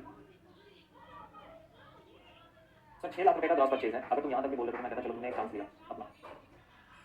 6 लाख रुपये का ग्रॉस परचेज है, इसमें बस एक एडिशनल चीज़ तुम्हें अपने पास ऐड करनी, मतलब अपनी नॉलेज ऐड करने की। तो क्या ऐड करने की? 6 लाख रुपीस का ग्रॉस परचेज है, लेकिन उसने इस क्वेश्चन में एक एडिशनल गूगली नीचे डाली थी और उस गूगली को उसने नाम दिया था closing stock is more than opening stock by 1,60,000। अगर इसको सिंपल इक्वेशन फॉर्मेट में चेंज करूं तो कहता है क्लोजिंग स्टॉक अगर मैं माइनस ओपनिंग स्टॉक कर दूं क्लोजिंग स्टॉक में से, तो closing stock is more than opening stock by 1,60,000। और अगर मुझे क्लोजिंग स्टॉक का वैल्यू 180 गिवन है तो ओपनिंग स्टॉक अगर x बोल दूं तो 180 minus x is equal to 1,60,000। तो x यानी कि ओपनिंग स्टॉक जिसको मैं x बोल रहा था वो कितना होगा? 20,000। बोलिए बेटा क्या ओपनिंग स्टॉक का कैलकुलेशन आप लोगों को समझ में आता है? Closing stock is more than opening stock by 160। अगर closing stock minus opening stock करता हूं तो 160 आता है। वो क्लोजिंग स्टॉक 180 है, ओपनिंग स्टॉक x है, इज इक्वल टू 160, तो ओपनिंग स्टॉक इज ऑफ 20,000। कोई बड़ी बात नहीं बोली मैंने ना। अब मैं बड़ी बात बोलने जा रहा हूं, अगर ओपनिंग स्टॉक एग्जिस्ट करता है 20,000 रुपये का, तो बोलो वो ट्रायल बैलेंस में कहां है? बोलो वो ट्रायल बैलेंस में कहां है? अब यहां तुम्हारी नॉलेज बिल्ड होने वाली है। अगर तुम अपने दिमाग में इस समय कहीं पर भी हो, तुम्हारे करियर का एक बहुत इंपॉर्टेंट नॉलेज यहां पर हम बेस बिल्ड करेंगे, क्लास में आ जाओ और ईमानदारी से पूरा फोकस यहां पर रखो। ओपनिंग स्टॉक कहां है बताइए सर? अगर ओपनिंग स्टॉक पहले बताओ, ओपनिंग स्टॉक एग्जिस्ट करता है? करता है, 20,000 रुपये का बिग गिवन है। ओपनिंग स्टॉक है कहां पे? 20,000 रुपये। जी अगर ओपनिंग स्टॉक नहीं गिवन है ना, तुम्हारी नजर यहाँ जानी चाहिए परचेजेस पे। मतलब ओपनिंग स्टॉक को मैंने परचेजेस में ऐड कर रखा है, मैं यहाँ क्या करूँगा, उसको यहाँ से बाहर निकालूंगा। 20,000 रुपये मैंने उसमें जोड़ रखा है, बाहर निकाल के बोलूँगा मेरा ग्रॉस परचेज जो इस पीरियड में मैंने परचेजेस करे हैं वो है 580। एक स्टूडेंट सिर्फ सही जवाब दिया देकर गया था इस सवाल का, वो था दूसरा। अब तुझे एक बात बताओ बेटा, क्या तुमने टीचर से आंसर देख के बोला था या अपने आप ही कैलकुलेशन किया? सिर्फ एक स्टूडेंट का आंसर आया था 580 है सर मेरा ग्रॉस परचेज हुआ था। अभी मैं जानता हूँ आधों को समझ में नहीं आया होगा यहाँ क्या हुआ। इंस्टीट्यूट ने कौन सी गूगली डाली, कौन सी बड़ी बात थी जो सर आप इतना ज़्यादा स्ट्रेस कर रहे थे? आओ तुमको समझाता हूँ कौन सी बड़ी बात थी। अपने कॉपीज में आओ, आज मैं तुमको इन्वेंट्री का फ्लो समझाता हूँ। प्रैक्टिकल क्वेश्चन नंबर 9 सेवा इन्वेंट्री का फ्लो समझाता हूँ आज। ध्यान से सुनना, तुम्हारी नॉलेज बढ़ेगी आज। बेटा एक बात बताना, आज तक हम तुम्हें बोलते रहे तुम्हारे पास कुछ ओपनिंग स्टॉक पड़ा हुआ है, तुमने उसके बाद कुछ परचेजेस करे, फिर कुछ क्लोजिंग स्टॉक में पड़ा हुआ है, कुछ तुमने सेल्स करे। ये सब जो 9 आइटम्स हैं जिनका मैंने नाम लिया, opening stock, purchases, sales, closing stock, ये किस चीज़ से रिलेट करते हैं? क्या ये सब स्टॉक मूवमेंट से रिलेट करते हैं? क्या ये सारे के सारे स्टॉक की मूवमेंट से रिलेट करते हैं कि ओपनिंग स्टॉक इतना आया, परचेज इतना किया, सेल इतना था, क्लोजिंग स्टॉक इतना आया?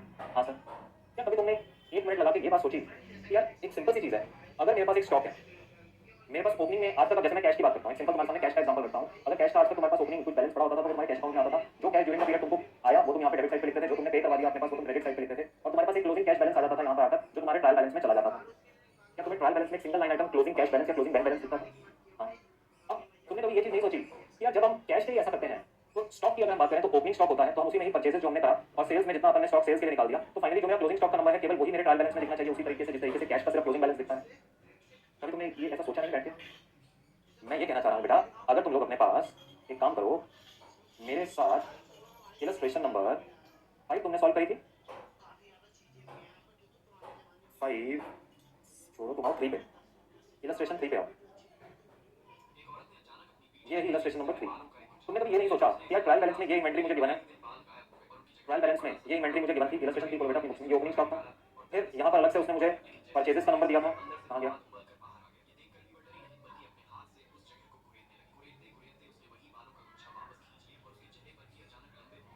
चलो ये मटेरियल कंज्यूम के थ्रू इन लोगों ने यहाँ पर देखा है, अलग से परचेजेस नहीं दिया।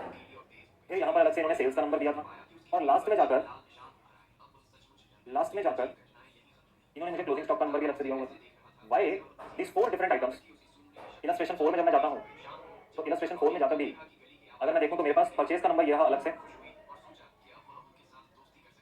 परचेज का नंबर ये रहा अलग से, ओपनिंग इन्वेंट्री का नंबर ये रहा अलग से, सेल्स का नंबर ये रहा अलग से, और क्लोजिंग स्टॉक का नंबर ये रहा अलग से। तुमने कभी ये नहीं सोचा कि अगर मैं कैश का क्लोजिंग बैलेंस लिख रहा हूँ तो स्टॉक ने ऐसा क्या बिगाड़ा है जो स्टॉक के 4 लाइन आइटम आ रहे हैं, इन चारों को हम डिफरेंट डिफरेंट लिख रहे हैं?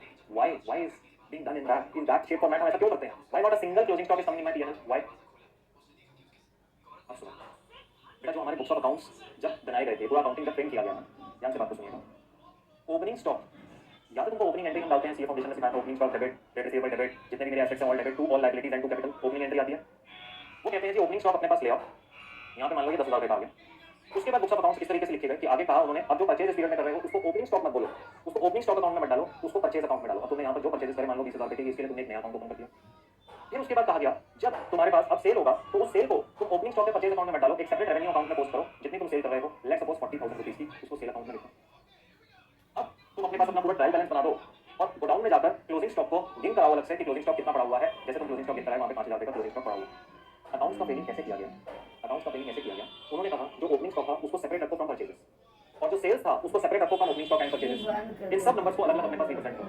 तभी जब तुम अपने पास अपना ट्रायल बैलेंस बिल्ड करते हो तो ट्रायल बैलेंस बिल्ड करते हुए अब वो वही रहा है ट्रायल बैलेंस में, इसका डेबिट बैलेंस है, इसका डेबिट बैलेंस और इसका क्रेडिट बैलेंस वो वही रहा है, दो आइटम डेबिट पे आ रहे हैं, क्रेडिट पे आ रहा है। और क्लोजिंग स्टॉक अलग से नीचे पता है हम क्यों लिखते हैं? क्योंकि हम क्लोजिंग स्टॉक को अलग से जाकर अपने पास काउंट करते आते हैं फिजिकल इन्वेंटरी में और बोलते हैं ये जो क्लोजिंग स्टॉक है एक्चुअली मेरे परचेजेस में से ही है। अगर क्लोजिंग स्टॉक कभी भी ट्रायल बैलेंस में आ रहा होता है उसका मतलब ये होता है कि आपने जो जर्नल एंट्री है वो ये पास कर दिया है, यानी आपने अपने परचेजेस को कम कर दिया है 5,000 रुपये से। यानी कि अगर मैं इस 5,000 रुपये को ट्रायल बैलेंस में जब देखता हूँ तो उसका इंटेंट ये होता है कि मैंने अपने परचेज करे 20,000 रुपये के और मैंने परचेज अकाउंट के क्रेडिट साइड पे क्लोजिंग स्टॉक अलग से 5,000 को क्रिएट कर दिया और बोला जो मेरा नेट बैलेंस कैरी डाउन बच रहा है इस परचेज का वो 15,000 वो मैं नेट बैलेंस को करता हूँ। लेकिन ये भी करने के बावजूद हमेशा याद रखना ओपनिंग स्टॉक अगर एग्जिस्ट करता है तो वो अपनी individual identity during the entire year maintain करके रखता है। कोई भी एंट्री परचेज की ओपनिंग स्टॉक अकाउंट को जाकर नहीं करती, जितना परचेज है वो परचेज अकाउंट में जाता है। इससे होता यह है जब मैं बुक्स के क्लोजर पर पहुंचता हूं अगर ओपनिंग स्टॉक एग्जिस्ट करता था ड्यूरिंग द ईयर वो 100% तुमको तुम्हारे ट्रायल बैलेंस में देखने को मिलेगा। और अगर वो ट्रायल बैलेंस में नहीं देखने को मिल रहा मेरे बेटे तो पता है वो कहां छुपा होगा? उसकी भी फिर तुमने अभी तुमने सही किया या गलत ये नहीं बोल रहा, वैसे अगर तुम ओपनिंग स्टॉक को परचेज में मर्ज कर रहे हो वो गलत है, वो अलाउड नहीं है। ओपनिंग स्टॉक अपना एंटिटी मेंटेन करके रखता है। जब हम ट्रायल बैलेंस देखते हैं तो ट्रायल बैलेंस में किस तरीके से दिखता है? ओपनिंग स्टॉक आ रहा है मेरे पास 10,000 रुपये का, परचेज आता है मेरे पास, अब जैसे मैंने यहाँ एंट्री पास कर दी है तो मैं इसको ले रहा हूँ 15 का, क्लोजिंग स्टॉक मेरे पास दिख रहा है 5 का और सेल मेरे पास दिखता है यहाँ पर अलग से 40,000 का। कहने का इंटेंट ये है अगर ओपनिंग स्टॉक एग्जिस्ट करता है वो हमेशा तुम्हारे ट्रायल बैलेंस में दिखेगा। केवल एक ही रीजन हो सकता है ओपनिंग स्टॉक ट्रायल बैलेंस में ना आने का, वो क्या है? जब ओपनिंग स्टॉक जीरो हो। सर इसको प्रूव करके दिखाइए। मैं तुम्हें क्वेश्चन नहीं प्रूव करता हूँ। इलस्ट्रेशन नंबर 2 देखी थी तुम लोगों ने, अब ये चीजें तब नोट नहीं करी होंगी, अब इसका पूरा कंबाइंड समरी देखो।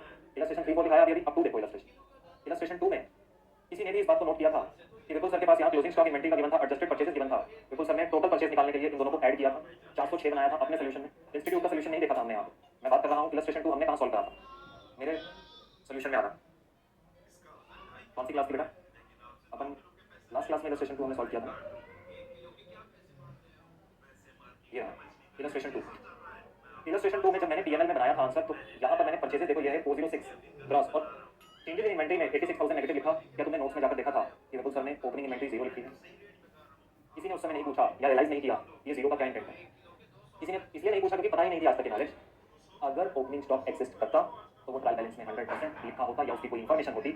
अगर दोनों ही नहीं है that means my opening stock was zero और सिर्फ क्लोजिंग स्टॉक लिखा हुआ है तो मैंने क्लोजिंग स्टॉक यहाँ लिख दिया। अब इस क्वेश्चन में क्या है, ये जो प्रैक्टिकल क्वेश्चन नंबर 9 तुम पढ़ रहे हो इसमें क्या है, इसमें अगर तुम ध्यान से देखो क्वेश्चन तुमको इसी शेप फॉर्मेट में दिया गया इन्वेंटरी और परचेजेस, लेकिन एक तुम्हारी तरफ हिंट क्या फेंका गया, एक स्पेशल एडजस्टमेंट था that closing inventory is more than opening inventory by 1,60,000। अब इस चीज से हुआ क्या, इस चीज से हालात बदल गए, जज्बात बदल गए। यहाँ पर हमें ये पता लग गया कि मेरा ओपनिंग स्टॉक एग्जिस्ट करता है। अगर ये लाइन ना लिखी होती ना बेटा, मैं वही ट्रीटमेंट करता जो इलस्ट्रेशन 2 में किया था, परचेजेस में ऐड करता और क्लोजिंग स्टॉक को 0 माइनस क्लोजिंग स्टॉक करके नेगेटिव नंबर 4 कर देता पीएनएल में। लेकिन ऐसा होगा नहीं अपनी बार। क्यों नहीं होगा, क्योंकि ओपनिंग स्टॉक एक हिडन नंबर है जो मैंने कंप्यूट किया है और उसका एडजस्टमेंट मुझे देना पड़ेगा। अब देखो मेरे इस एग्जांपल में उसने क्लोजिंग स्टॉक उठाकर क्या किया है, उसने ट्रायल बैलेंस में लिखा ही नहीं, ये ओपनिंग स्टॉक उसने उड़ा दिया। इसको इस तरीके से नहीं उड़ाते, इसको उड़ाते हैं इस तरीके से। ये उसने ओपनिंग स्टॉक उड़ा दिया और एडिशनल इन्फॉर्मेशन में डाल दिया दैट कि ओपनिंग स्टॉक एग्जिस्ट तो करता है। उन्होंने अब ये क्वेश्चन में मैं वैसा जैसे अगर लिखना चाहूँ तो एडिशनल इन्फॉर्मेशन में क्या लिखूंगा, closing stock is less than opening stock by 5,000। अब उसने क्या किया, ओपनिंग स्टॉक उड़ा दिया। अब मेरा ट्रायल बैलेंस मैच नहीं करेगा, इसका मतलब क्या है, उसने ओपनिंग स्टॉक कैसे उड़ाया होगा, उसने इस ओपनिंग स्टॉक को परचेज में डाल दिया होगा। कैसे डाला होगा, परचेज अकाउंट डेबिट, उसने एंट्री कर दिया, यहाँ पे गलत एंट्री पास किया तो ओपनिंग स्टॉक उसने इसको इसके अंदर छुपा दिया जाके, यहाँ परचेजेस में 10,000 इसमें डाल दिए 10,000 और परचेज का वैल्यू ओपनिंग स्टॉक से बढ़ा दिया 10,000 रुपये ऐड कर दिया परचेजेस में। तो क्लोजिंग बैलेंस कितना आ गया, 15 नहीं, ये आ गया 25,000 और ये यहाँ पर मुझे दिखने लगा 15 नहीं 25,000। अब अगर कोई मुझसे पूछे कि सर आप निकाल कर दो आपका ग्रॉस परचेज कितना है, तो अब मुझे बताओ ड्यूरिंग द ईयर मैंने परचेज एक्चुअली में कितना किया था। सर आपने ड्यूरिंग द ईयर 20,000 का परचेज किया, लेकिन हुआ क्या हुआ है, इस परचेज में ओपनिंग स्टॉक एडेड है, क्लोजिंग स्टॉक माइनस हुआ है। इसका इंपैक्ट रिवर्स करूंगा, इंपैक्ट रिवर्स करने के लिए क्या करूंगा, जो ये 25,000 आ रहा है उसमें से माइनस करूंगा जो ओपनिंग स्टॉक एडेड था और एड बैक कर दूंगा जो क्लोजिंग स्टॉक में मैंने बैलेंस क्लोजिंग स्टॉक के नाम पे डिडक्ट कर दिया होगा। तो मेरे पास क्या, मेरा 20,000 का ग्रॉस परचेज का वैल्यू निकल आएगा।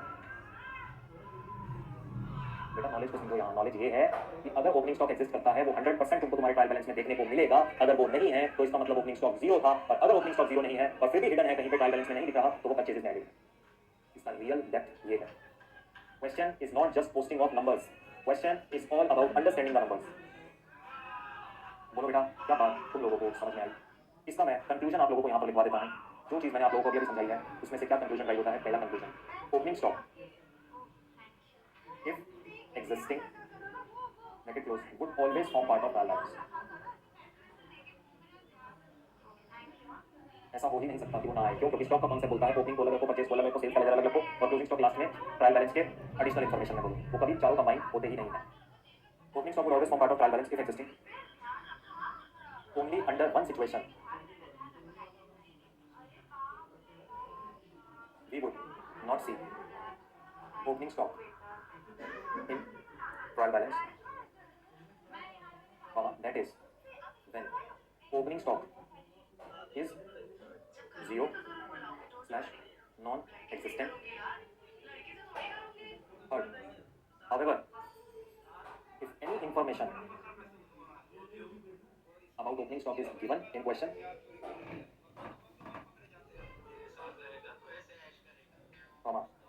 but still it is not reflecting in trial balance,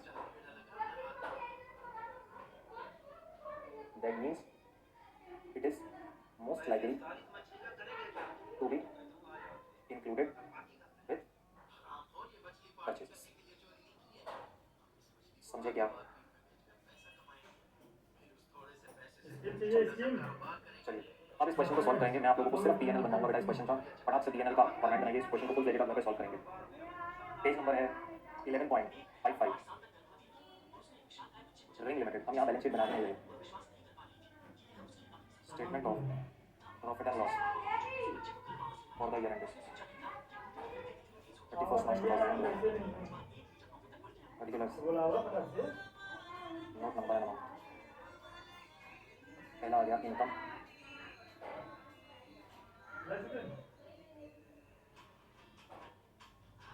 revenue from operations and other income total आ गया। दूसरा आ गया एक्सपेंसेस, एक्सपेंसेस में आपका आ गया purchase of stock and trade, changes in inventory और stock and trade,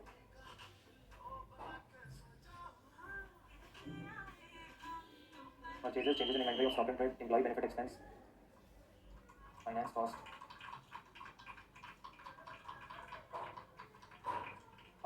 depreciation and amortization, other expenses total ये आ गया बी, फिर निकलेगा प्रॉफिट बिफोर टैक्स और फिर अपन माइनस करेंगे टैक्स प्रोविजन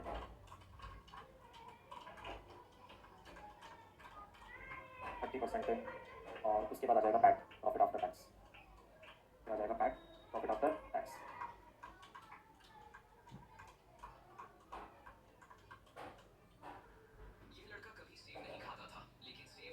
चलिए रेवेन्यू फ्रॉम ऑपरेशंस पे सीधा सेल्स का नंबर मेरे पास गिवन है 10,40,000।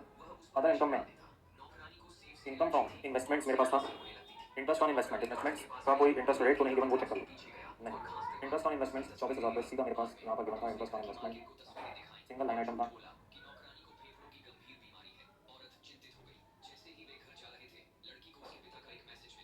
Purchase of stock in trade, changes of inventory, अभी क्योंकि अपन बैलेंस शीट नहीं बनाया तो बैलेंस शीट के नोट्स यहाँ नहीं आ रहे हैं, सिर्फ पीएनएल बना रहे हैं तो पीएनएल के नोट्स हैं। घर पे आप पूरा सॉल्व करेंगे तो आपने नोट्स का प्लानिंग करना है। मैंने मल्टीपल क्वेश्चन में सिखाया है नोट्स की प्लानिंग। चेंजेस इन इन्वेंटरी, अच्छा सैलरी कॉस्ट कितना था यहाँ पे 1,20,000 employ benefit expense. Finance cost कितना है, इंटरेस्ट ऑन डिबेंचर्स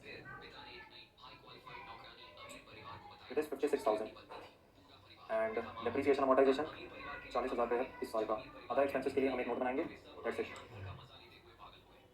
चलिए बेटा, purchases of stock in trade, notes to accounts,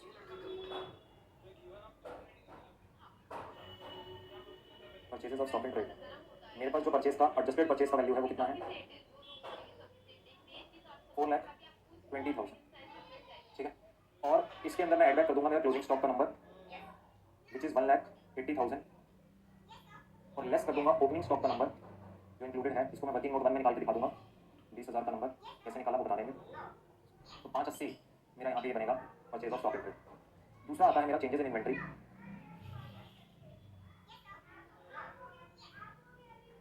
opening stock minus closing stock, ये आया था 20,000 और ये आया है 180।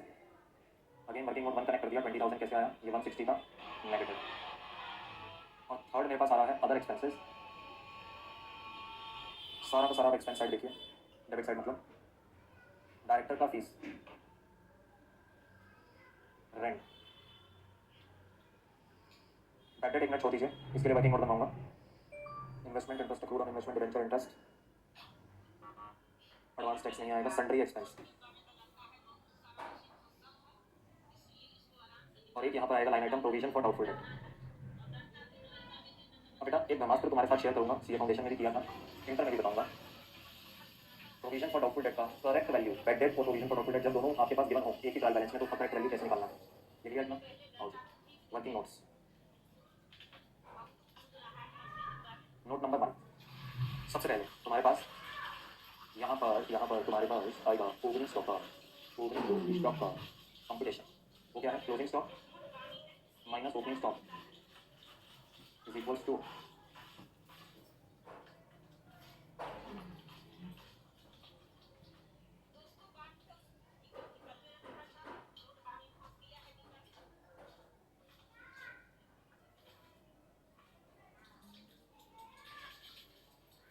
Just allow me a minute please.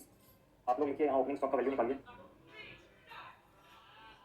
आपको मुझे 1 मिनट देना पड़ेगा, I will have to just restart this pen का सॉफ्टवेयर, वो it has stopped working, just allow me a minute, ठीक है। आप लोग अपने पास अपना वो क्लोजिंग माइनस ओपनिंग करो और ओपनिंग स्टॉक का वैल्यू 20,000 तक लिखो, ठीक है। एक सेकंड में मैं आया।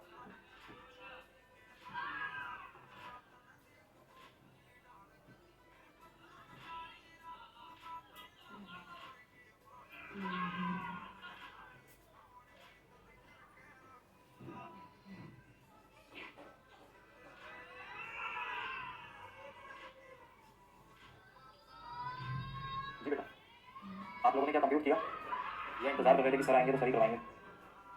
माइनस ओपनिंग स्टॉक, क्या ओपनिंग स्टॉक आप लोग 20,000 तक निकाल चुके हैं जी सर। ओपनिंग स्टॉक का वैल्यू आ गया 20,000। सेकेंड मेरे पास अब मुझे बैड डेट का नंबर निकालना है कि कितना मुझे प्रोविजन है। उसने कहा है ओपनिंग प्रोविजन दे दिया और बैड डेट दे दिया। जैसे ओपनिंग प्रोविजन उसने बोला डाउटफुल डेट का पड़ा है 6,000 रुपये का, बैड डेट आया है 12,000। तो अब सर इसमें कई बार बच्चे कंफ्यूज होते हैं कि ओपनिंग प्रोविजन को रिवर्स करेंगे, नया बनाएंगे, बैड डेट चार्ज करेंगे, बहुत तरीके का कंफ्यूजन है। अगर आप कंफ्यूज नहीं होना चाहते ये काम कर लो, कभी जिंदगी में आंसर गलत नहीं निकलेगा। जब भी तुम्हारे पास प्रोविजन फॉर डाउटफुल डेट और बैड डेट दोनों के बनो, सिंपली अपने पास एक अकाउंट बना लो प्रोविजन फॉर डाउटफुल डेट, बहुत सिंपल रहेगा तुम्हारे लिए, बहुत ज़्यादा सिंपल। अब यहाँ करना क्या होता है, तुमने अपने पास अपना ओपनिंग प्रोविजन का बैलेंस लिख देना है 6000 है, और फिर कहना है जो भी बैड डेट आया है वो मैंने यहीं से चार्ज किया है पूरा का पूरा। बैड डेट का वैल्यू कितना है, बैड डेट को तुम क्या करोगे, provision for doubtful debit to bad debt 12,000 रुपये। उसके बाद वो कह रहा है ये सब करने के बाद बैड डेट चार्ज करने के बाद मुझे क्लोजिंग प्रोविजन का वैल्यू चाहिए 4% ऑन डेटर्स। अब डेटर्स कितने हैं, 2,50,000, इसका 4% मुझे चाहिए क्लोजिंग में, तो यानी 10,000 का मुझे क्लोजिंग प्रोविजन चाहिए। अब जो यहाँ से बैलेंसिंग फिगर निकल कर आएगी ना बेटा, वो फिगर होगी जो तुम्हारे पीएनएल में बैड डेट और प्रोविजन का कंबाइंड नंबर जाना चाहिए। ये आ गया 22,000 और यहाँ से ये तुम्हारा कितना है 16। तो तुमने अपने पास जो पीएनएल पे चार्ज करना है वो है 16,000। इसको मैं तुम्हें प्रूव करके भी बता सकता हूँ, जो तुम 11th 12th स्टैंडर्ड में किया करते थे। तुम क्या करते थे, बैड डेट को पीएनएल पे चार्ज करते थे, तो पीएनएल का नंबर निकाल के दिखाता हूँ। तुमने बैड डेट को पीएनएल पे चार्ज कर दिया, तो बैड डेट को प्रोविजन पे नहीं चार्ज करते थे, वो गलत है। अगर प्रोविजन एग्जिस्ट करता है तो उसको हमेशा प्रोविजन पे चार्ज करना होता है। तो ये तुमने बैड डेट का नंबर चार्ज कर दिया, उसके बाद तुमने देखा यार मेरे को 6,000 रुपये का प्रोविजन पड़ा है, मुझे क्लोजिंग में चाहिए 6,000 रुपये का प्रोविजन पड़ा है, क्लोजिंग में चाहिए 10,000 रुपये का, तो एडिशनल 4,000 का प्रोविजन बनाना है, तो तुम 4,000 रुपये अलग से प्रोविजन के लिए चार्ज करते हो, तो 16,000 रुपये देखो आ गया पीएनएल पे। आइडियली अगर तुम बैड डेट जाकर पीएनएल पे चार्ज कर रहे हो वो गलत, वो प्रोविजन के थ्रू ही प्रोसेस होता है अगर provision for doubtful date exist करता है। तो सेवा भी करके दिखा दी 16,000 का तुम्हारे तरीके से देखकर बना के दिखा दिया, बट स्टिल बोलूंगा हमेशा provision for doubtful date account बना लो, कभी गलती नहीं है। समझ में आई बात। यहाँ गए तुमने लिखा 16,000 किया, सम टोटल 20 + 52 + 36 + 16 विच इज 124, और ये करने के बाद तुम अब अपने फाइनल पीएनएल पे जाओ और पीएनएल में जाके नंबर कोट कर दो 580 160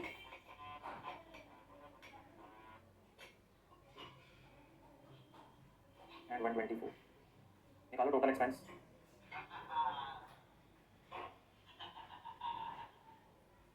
ये आया 760 इनकम था 1064, ये आया 3,04,000, और प्रोविजन फॉर टैक्स उसने कितना बोला था 30%, तो यहाँ पे 30% निकाल दीजिए इसका 3,04,000 into 30% which is 91,200।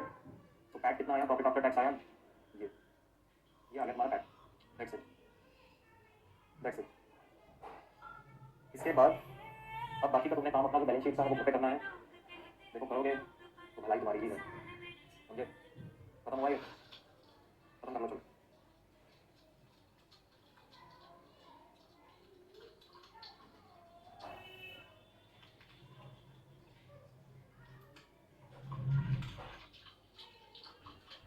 Ji schedule 3 के जो क्वेश्चन थे वो आ गए हैं फिनिश पे। आज का होमवर्क लिखिए, होमवर्क में है आपके पास प्रैक्टिकल क्वेश्चन नंबर 9, आपने पूरा बुक पे खुद सॉल्व करना है। आईपीएम का क्वेश्चन नंबर 2 आप घर पर सॉल्व करेंगे। क्वेश्चन नंबर 3 मैंने आपको बैठवा दिया है, 4 हो गया है, 5 हो गया है। किसी बच्चे का कोई डाउट हो तो बेटा पूछ लेना। 6 7 करवा दिया, 8 होमवर्क में दिया था, 8 क्वेश्चन होमवर्क में डाल दिया था ना आप लोगों के, एक बार चेक कर लेना। अगर आईपीएम का क्वेश्चन नंबर 8 रह गया है तो उसको भी करना है तुम लोगों ने। क्वेश्चन 3 को छोड़ के आईपीएम के सारे क्वेश्चन आप कर सकते हैं। 9 हो गया है, 10 हो गया है। आईपीएम क्वेश्चन नंबर 11 भी आप लोगों को मैंने शायद लास्ट क्लास में दे ही दिया, देख लीजिएगा। 8 और 11 यहाँ टिक नहीं लगा हुआ, पर मोस्ट लाइकली हो चुके हैं वो क्वेश्चन, ठीक है। क्वेश्चन नंबर 2 में बेटा एक अलाइनमेंट एरर है, वो आप एक बार देख लीजिए ताकि घर पे आपको कोई दिक्कत ना आए। यहाँ पे आप क्वेश्चन नंबर 2 में जब आएंगे बेटा नोट कर लीजिएगा इस अलाइनमेंट एरर को। परचेजेस सही है, वेजेस सैलरी सही है, ये जो डायरेक्टर का फीस है ना, इसके बाद ये बैड लिखा हुआ है, ये बैड डेट नीचे वाला नंबर है। बैड डेट डायरेक्टर का फीस है तुम्हारा 32,000 और बैड डेट का नंबर है 38,000, मतलब ये बैड बेशक यहाँ से काट के नीचे लिखो बैड, ये रहा बैड डेट। फिर फैक्ट्री बिल्डिंग के बाद ये प्लांट एक्स्ट्रा लिखा है, इसको काट के नीचे लिखो प्लांट एंड मशीनरी, ये रहा फैक्ट्री बिल्डिंग का नंबर, ये रहा प्लांट एंड मशीनरी का नंबर। फिर उसके बाद ये स्टॉक में ये बैंक यहाँ लिखा हुआ है, इसको आगे काट दो, स्टॉक का नंबर ये रहा, बैंक बैलेंस ये रहा नीचे, इसके आगे बैलेंस के आगे बैंक लिखो, ये आ गया 975, ठीक है। इसके बाद ये सेल्स कमीशन इकट्ठे लिखा हुआ है, लेकिन ये ऐसा नहीं है, सेल्स का नंबर ये है और जो कमीशन है, सेल्स का नंबर ये है और जो कमीशन का नंबर है वो ये कमीशन अलग से जो आपका रेवेन्यू स्ट्रीम है वो ये आ रहा है। शेयर कैपिटल 10 लाख है, जनरल रिजर्व अगेन 10 लाख है, आपका जो ये सरप्लस है वो ये है 8,75,000, सिक्योरिटी प्रीमियम है 250, term loan from public sector bank जो आ रहा है वो आ रहा है, ये ट्रेड पेबल्स जो आ रहा है वो आ रहा है, ये प्लांट मशीनरी का डिप्रिसिएशन ये है, ये इसका है, ये इसका है, बाकी ये सब चीज़ें हैं। तो ये अपने पास बेटा मार्जिन बना लेना, ठीक है, ताकि तुमको क्वेश्चन करने में दिक्कत ना आए। चलिए आज के लिए बस इतना ही, हम कल फिर मिलेंगे और मेहनत करने के लिए, हार्डवर्क करने के लिए, आगे बढ़ने के लिए। तब तक अपना ध्यान रखिए, होमवर्क जरूर से करके आइएगा। डिविडेंड के नोट्स डाले थे, वो नोट्स आए वो आपने लिखे होंगे, आपके बैच में डले हुए हैं, जैसे नहीं लिखते वो लिख लीजिएगा एंड उसका डिस्कशन कल करेंगे। ठीक होगी, ज़्यादा लंबा टॉपिक नहीं है, छोटा सा ही है। Thank you very much, God bless you all. Okay, bye.